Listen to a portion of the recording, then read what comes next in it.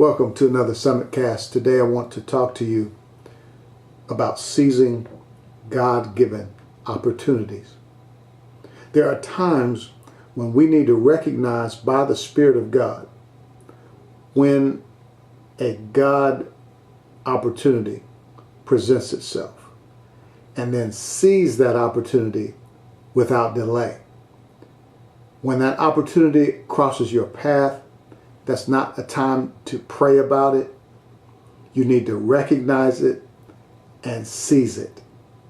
I think sometimes people are praying too much about stuff.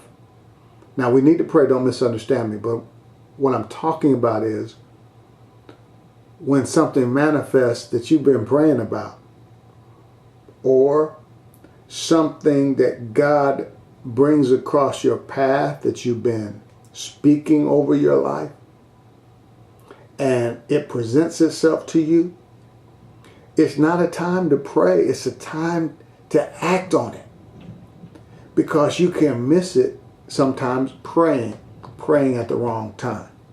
All right. And there are many people who do that. They waste time praying about something that they should be acting on, because it's an opportunity that God brought their way. God brought it across their path, but they didn't recognize it. So they're wishy-washy, and sometimes because of fear, they use as an excuse, well, I'm just going to pray about that. And sometimes they're just hesitating because of fear, because it's outside of their comfort zone. Sometimes God will lead you to do things and you don't feel comfortable about it, but it's God all over it, okay? And you need to jump on that thing, all right?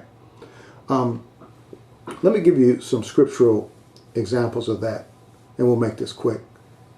In 1 Samuel 17:32, an opportunity presented itself in 1 Samuel 17. It discusses David challenging, or Goliath challenging Israel, and David rising or stepping up to the plate, rising to the occasion.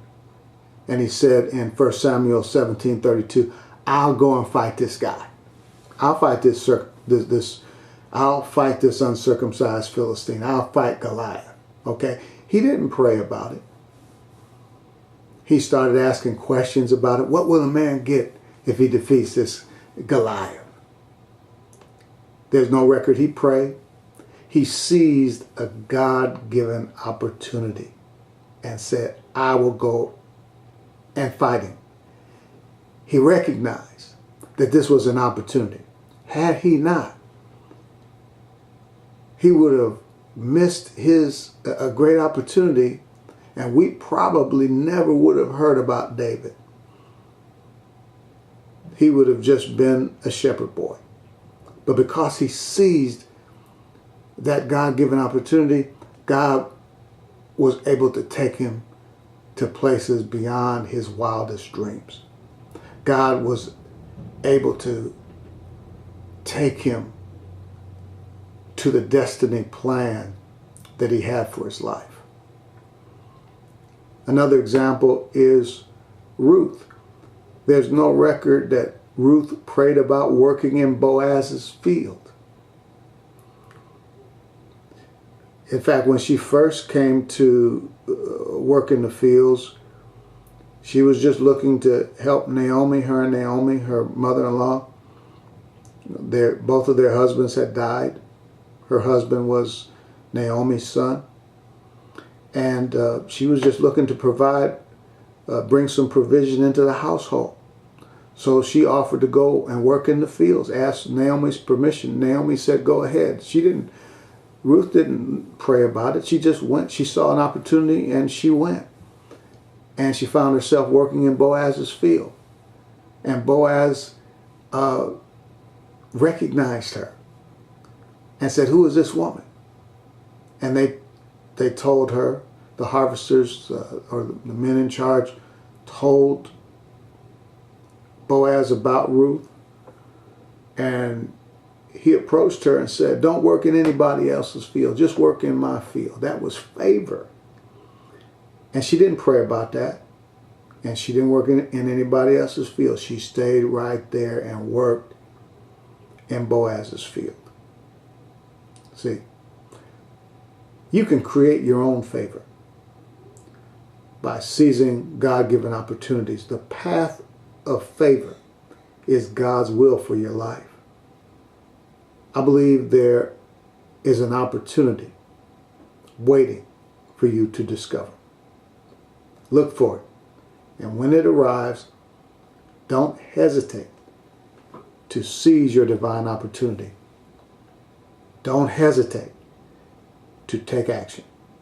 Make it an Ephesians 3:20 day and look for your God-given opportunities. And when they arrive, act on it. Jump on it. There may be an opportunity right now that you need to act on. What are you going to do about it? I know what you're going to do. I'm in agreement with you right now that you're going to take a hold of it. You're going to seize it. You're going to take action today. Do it now.